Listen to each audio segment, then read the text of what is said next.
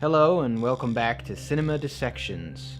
Today we will be examining 1985's cult classic, Explorers. Explorers is a movie that's very close to my heart. This was, I think, probably the first movie I ever watched as a kid. I remember watching the VHS tape so many times that I burned it up. Needless to say, this movie has had a big impact on me, but more on that in a bit. First, a little context. Explorers is a science fiction film starring in their debut roles a very young Ethan Hawke, River Phoenix, and Jason Presson. Oh my god, he looks just like that kid from Stranger Things. Stranger Things reference. I can check that off. Oh man, this video is gonna get all the views.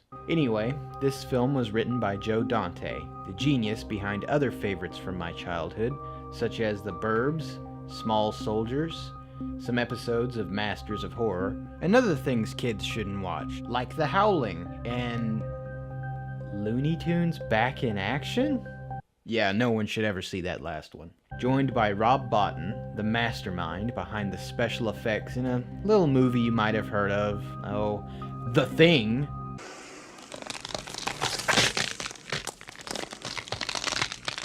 The Thing is one of the most perfect films I've ever seen, and that is in no small part due to Rob Bottin's amazing practical effects work.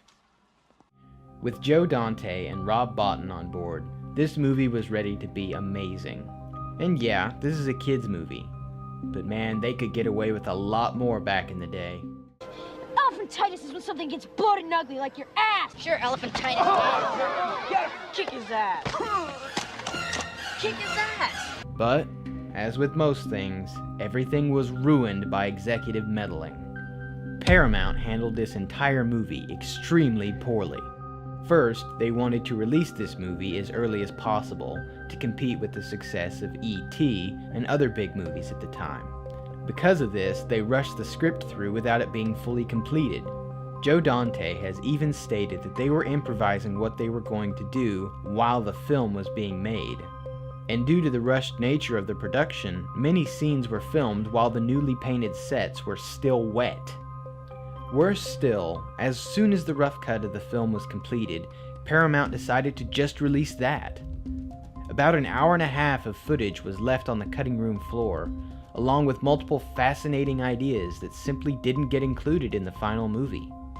When discussing the troubled production of Explorers, Joe Dante had this to say. "The problem is for me that the movie you'll see is not the movie I wanted to make.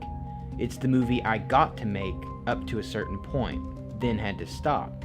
It's hard for me to look at it, because it's not the film I quite had in mind." So yeah, Paramount really screwed this whole movie up, but yet, despite all this, it's still one of the coolest and most imaginative films I've ever seen. To start us off, I would like to show you a clip of the opening scene.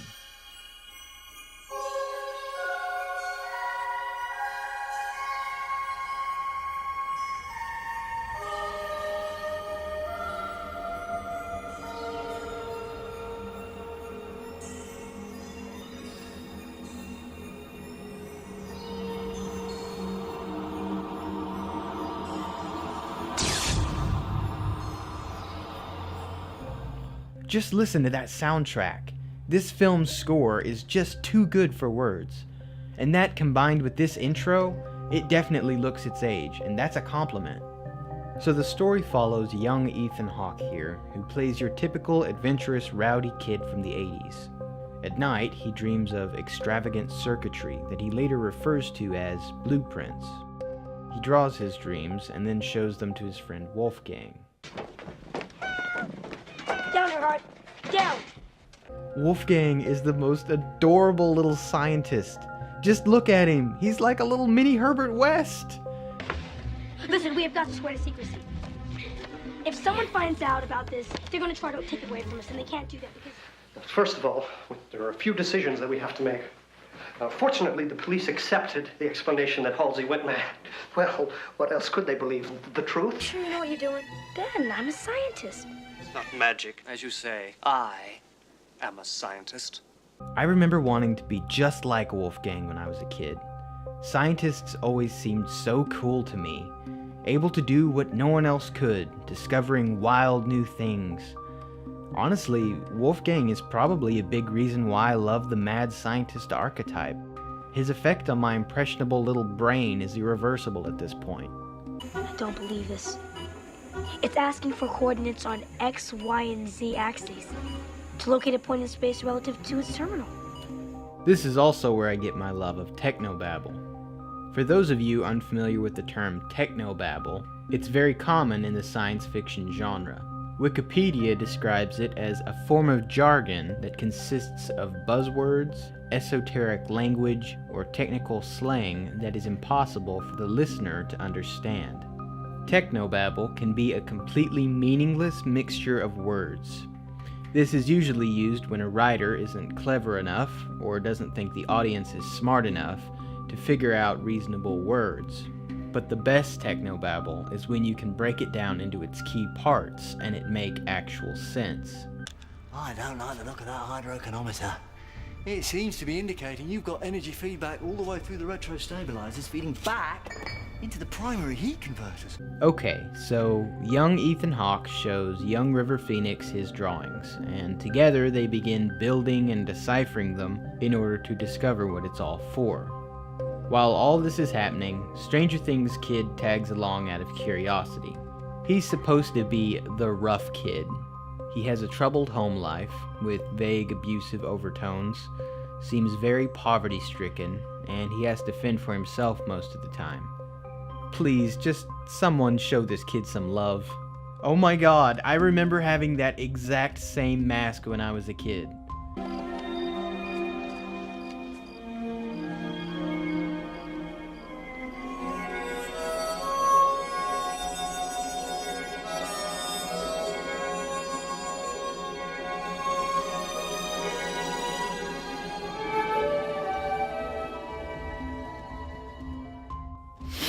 This movie makes me so sentimental. It perfectly captures that feeling of just being a kid in awe of everything. It's beautiful. So, using the circuitry and blueprints, they discover that when connected to a computer and a power source, an airtight force field is generated. This bubble can then be controlled by the computer. So what are these kids to do with such a groundbreaking new discovery? I didn't mean that so literally. They borrow some stuff from an old junkyard and build their very own spaceship to put inside the bubble. So, I forgot about this movie for many years, and only a few months ago found it again on Netflix. So, at this point in the movie, I realized a horrible truth. Stop me if you've heard this one. An obsessed scientist builds a spaceship out of parts from an old junkyard. Damn it, I accidentally plagiarized a movie from my childhood. Believe it or not, this is a problem I have all the time. Accidental plagiarism is something I struggle with in everything I write. At some point in the future, I would like to do a Cinema Dissections video discussing plagiarism and the gray area that divides original ideas, inspired ideas, and putting a spin on old concepts. But that's for another day. So after an inspirational building montage, we get our first look at their newly completed spaceship.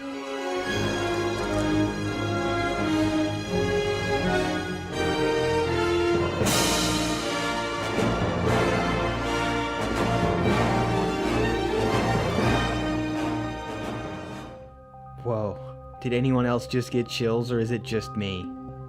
It's just me, isn't it? Those headlamps look just a little too similar for comfort. I swear, this was a coincidence. We'll call it the Jules Verne. No, we could call it the Einstein. Now that's a great name. Oh, come on. Come on. I have an idea. And what's that? How about The Thunder Road? It's from a Bruce Springsteen song. It's not bad. Not bad, it's perfect. Thunder Road. I christened thee the Thunder Road. The Thunder Road! I haven't mentioned this yet, but these kids have the best chemistry. The dialogue flows perfectly between them, and you can really get a feeling for the different parts of their personalities. Systems check. Air pressure. One thing I love about this movie is the attention to detail. In a lesser movie, they would have just gone into space already. But with this movie, they're aware that they will run out of oxygen while inside the force field, so they bring along oxygen tanks to combat this. This adds a layer of realism to a movie that could have very easily turned out unrealistically. Feel bad.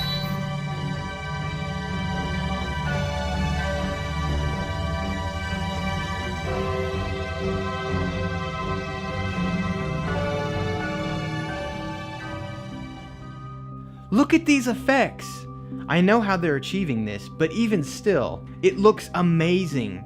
And just listen to that score. My heart can't take this.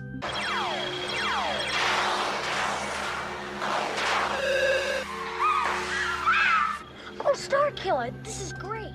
Okay, so scattered throughout this movie are tons of references to other genre films. It's a loving nod to science fiction, and that's just too cool. This movie wears its inspirations on its sleeve. So during their first flight, the computer is taken over by the alien software and they suddenly lose control. Great, the computer's crazy. We're going straight up. Is it thinking for itself? We're taking over the ship or what? So at this point we get introduced to the real mystery of this film. Why were they given the plans to build all this? Is this an attempt at contact from alien life? Is that who's controlling their ship? There are just so many questions, and it only draws you deeper in. I'm going to reverse our X-axis dial. Hold your ears.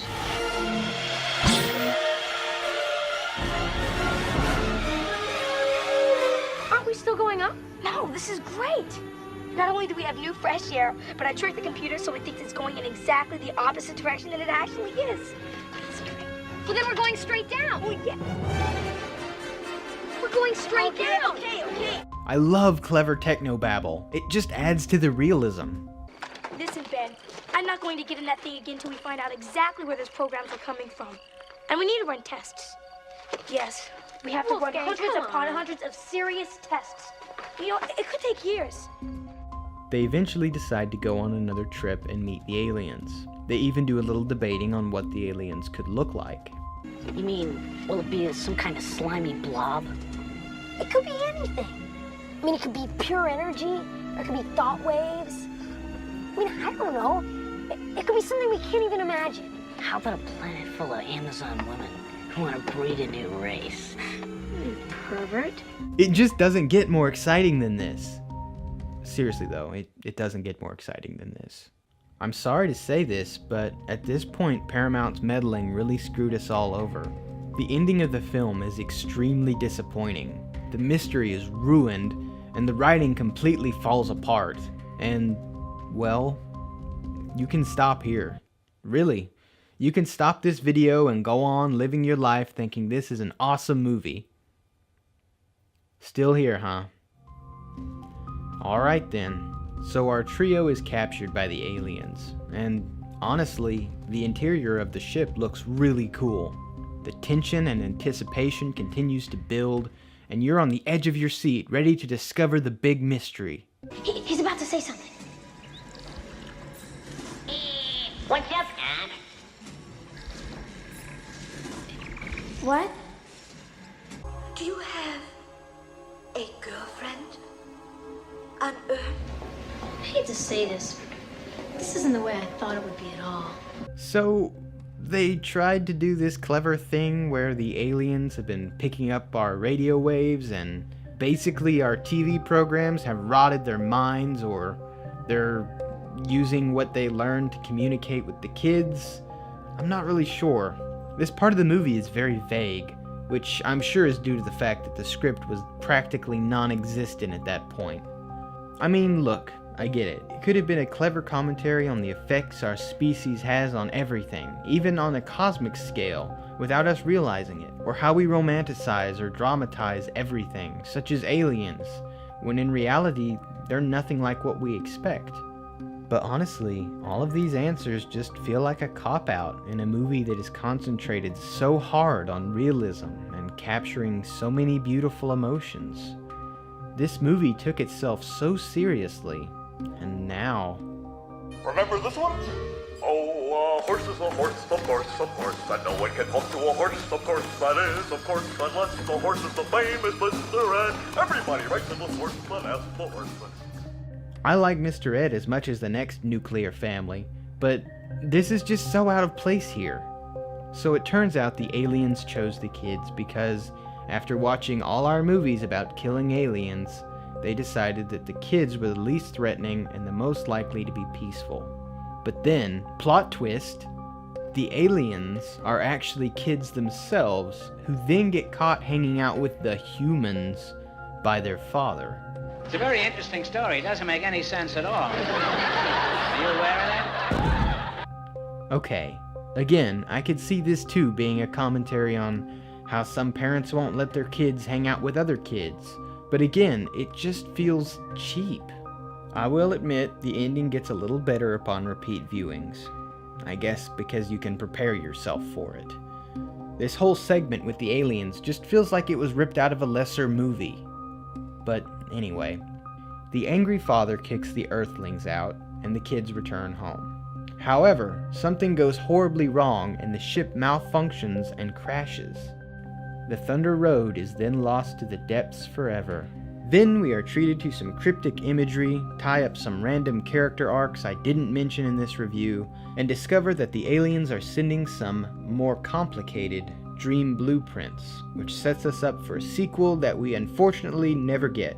It would make total sense to get a sequel now too. The more complicated blueprints would have taken those kids years to work out, making them adults now. However, with the tragic passing of River Phoenix and Paramount planning an inevitable remake, looks like this is all we will ever get. So that's it for Explorers. It's a fantastic movie that's just such a joy to watch. Yeah, the ending gets stupid, but I think it's totally worth it to get such an amazing experience. The characters are a delight, the plot is pretty solid, and it's just a fun ride. It's a testament to how even with tons of meddling behind the scenes, imagination and creativity will always find a way. Thanks for joining me on this cosmic adventure. Be sure to let me know what you thought of the movie in the comments below. Enjoy the episode? Consider sending a few pennies my way on Patreon. I would put a link here, but YouTube doesn't allow annotations anymore, so you'll have to check the description. Don't forget to subscribe, and as always, thanks for watching.